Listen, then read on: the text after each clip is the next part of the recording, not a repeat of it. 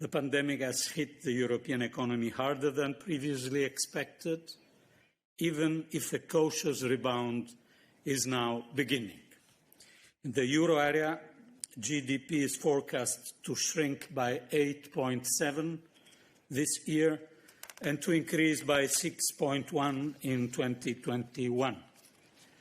For the EU as a whole, the economy is forecast to contract by 8.3% in 2020 and grow by 5.8% in 2021.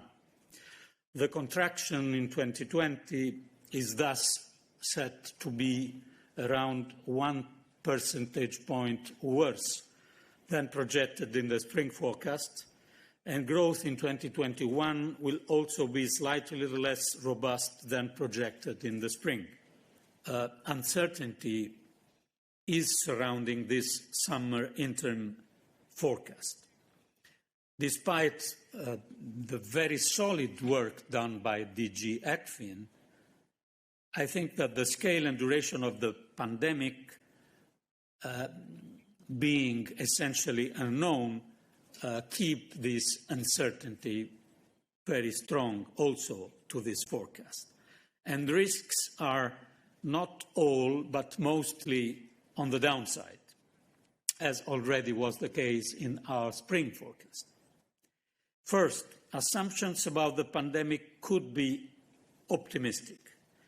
In the absence of a vaccine and treatment option for COVID-19, any sustained increase in the number of infections or further major outbreaks would worsen the economic outlook.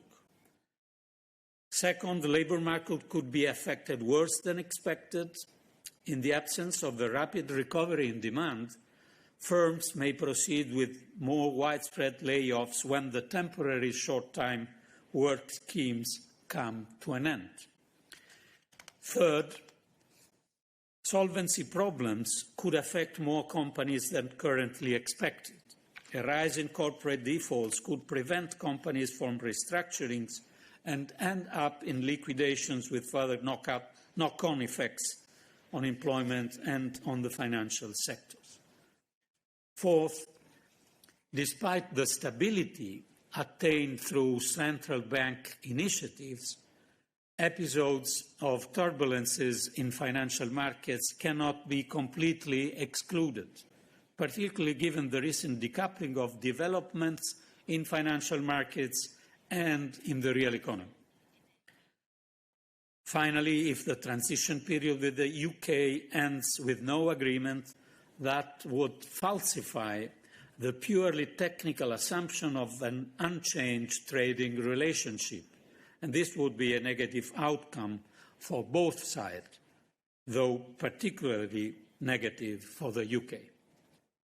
The rapid implementation of the Commission's proposed recovery plan built around Next Generation EU, which is not calculated in its effect in our forecast, would help to brighten the economic outlook, including by quickly delivering a boost to confidence.